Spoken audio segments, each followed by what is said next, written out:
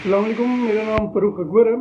आज की वीडियो में मैं आपके साथ डिस्कस करूंगा कि आपने अगर रियल एस्टेट में ऑपरेट करना है, रियल एस्टेट बिजनेस में, तो आप किस तरह से अपना रोल अदा कर सकते हैं।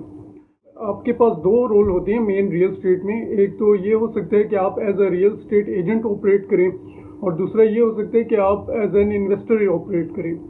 तो इन दोनों के डिफरेंट फंक्शंस हैं, इसके लिए डिफरेंट रिक्वायरमेंट्स हैं। मैं आपके साथ दोनों डिस्कस करूंगा।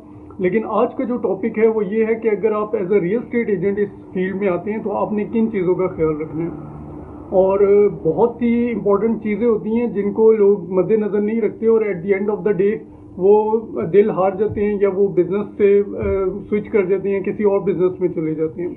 तो सबसे पहले तो मैं आपके साथ डिस्कस करूंगा कि as a real estate agent आप इस फील्ड में किस तरह ऑपरेट कर सकते हैं।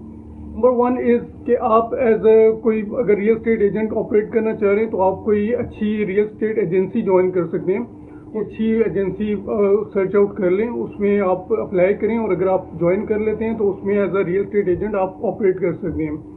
उसमें कोई इतनी इम्पोर्टेंट चीज़ें नहीं हैं, वो आपको खुद ही ट्रेनिंग भी दे देते हैं और आपको सारी फील्ड की भी नॉलेज दे देते हैं। लेकिन जो मेन टॉपिक है मेरा कि जिसके बारे में मैंने आज आपके साथ डिस्कस करना है वो ये है कि अगर आप as an independent real estate agent काम करना चाहते हैं तो आपने किन चीज़ों का ख्याल करना है, और आप इस बिज़नेस में तब ही सक्सेसफुल होंगे जब आप इन चीज़ों को मजबूती से पकड़ेंगे और इंशाल्लाह उस पर आप अमल भी करेंगे।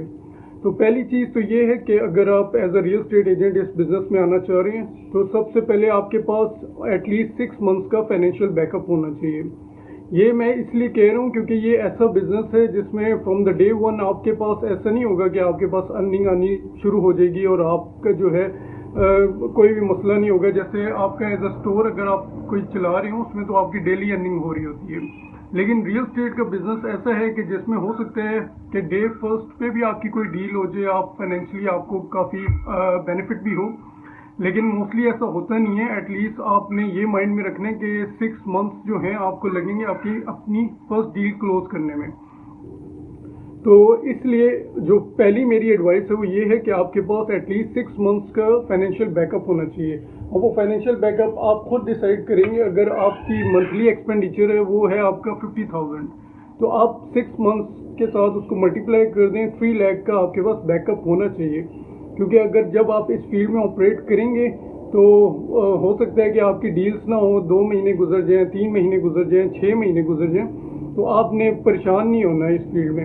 आपके पास जब पैसे होंगे, आपका घर के जो भी रूटीन एक्सपेंडिचर होंगे वो आप इजीली उसको कर सकेंगे, तो आप इंशाल्लाह परेशान नहीं होंगे।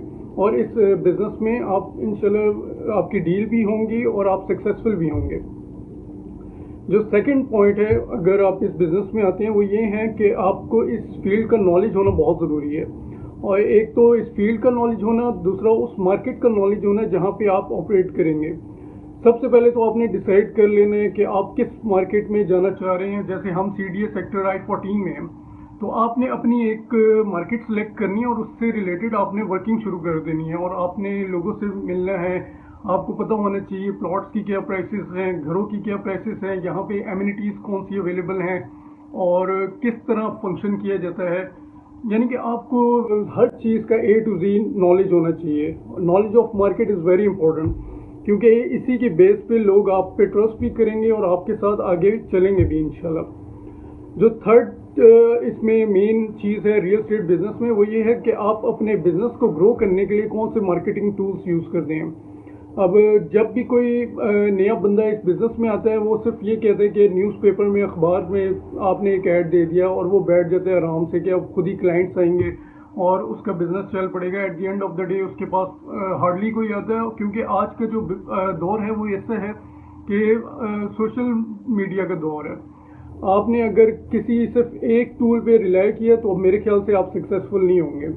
तो मेन चीज़ ये है कि आपने बहुत सारी चीज़ों में जो चीज़ आपको जिस टूल की समझ आती है आप उस पर ऑपरेट करें, और वहाँ पे अपनी एडवर्टीजमेंट्स जितनी ज़्यादा हो सकती हैं आप एडवर्टीजमेंट करें, क्योंकि ये बिज़नेस ही मार्केटिंग का है। जितना ज़्यादा आप मार्केटिंग पे काम करेंगे उतने आपके सक्सेसफुल होने के चांसेस ज़्यादा हैं। तो अब इस फील्ड में बहुत सारे मार्केटिंग टूल्स हैं। जैसे आप व्हाट्सएप यूज़ कर सकते हैं, फेसबुक यूज़ करते हैं। फेसबुक में अपना पेज बना सकते हैं, इंस्टाग्राम में अपना पेज बना सकते हैं, ट्विटर है, लिंक्डइन है, इसके अलावा मार्केट प्लेसेस हैं फेसबुक में, सारे आपके सोशल मीडिया टूल्स हैं। इसके अलावा अगर आप प्रिंट मीडिया में आते हैं तो आप बेशक अखबार में भी ऐड दे दें। तो इस तरह के बहुत सारे टूल्स आप यूज़ कर सकते हैं जिसके थ्रू आप इंशाल्लाह इस बिज़नेस में सक्सेसफुल हो सकते हैं। जो फोर्थ वन है वो ये है कि आपकी सोशल नेटवर्किंग बहुत स्ट्रॉन्ग होनी चाहिए। आपके जो भी आपने बिज़नेस करना होता है उसमें बेसिकली आपने लोगों के साथ ही डील करना होता है, और इस बिज़नेस में स्पेशली जो रियल एस्टेट का बिज़नेस है इसमें आपकी सोशल नेटवर्किंग बहुत स्ट्रॉन्ग होनी चाहिए और उन लोगों के साथ होनी चाहिए जो बहुत ही क्रेडिबल लोग हों, और आपने उन लोगों के साथ ही चलना होता है जो आपको इस बिज़नेस में ऐसी भी बहुत सारी चीज़ें होती हैं कि अगर एक भी आपका लिंक ऐसा हुआ जो कि क्रेडिबल सोर्स नहीं है आपका, तो ये आपके लिए बहुत बड़ा लॉस भी हो सकता है, आपकी क्रेडिबिलिटी भी उससे अफेक्ट कर सकती है, और जिस क्लाइंट के लिए आप ऑपरेट कर रहे होंगे वो भी उसका भी आप जो ट्रस्ट है उसका वो भी आप लूज़ कर सकते हैं।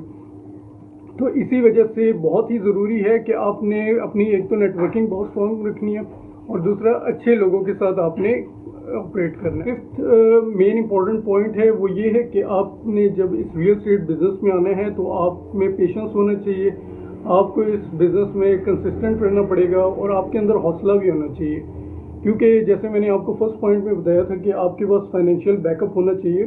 तो उस फाइनेंशियल बैकअप के साथ साथ आपके अंदर सब्र भी होना चाहिए कि आपने अगर कोई इस बिज़नेस में आप ऑपरेट कर रहे हैं, हो सकता है आप एक ही प्रॉपर्टी पे काम कर रहे हो और आप वो 10, 20, 30, 40 क्लाइंट्स को दिखाएं और उनमें से किसी भी साथ आपकी डील ना बन सके। तो इस पे आपने हिम्मत नहीं हार जानी और आपने कंसिस्टेंट रहना है, आपने लगे रहना है और इंशाल्लाह कोशिश करते रहना है, क्योंकि ये बिज़नेस ही कोशिश करने का, और आप अगर इसमें कंसिस्टेंट रहेंगे, पेशेंस आप रखेंगे तो इंशाल्लाह आप इसमें सक्सेसफुल ज़रूर होंगे। तो ये 5 मेन चीज़ें हैं जिसका आपने बहुत ज़्यादा ख्याल रखना है।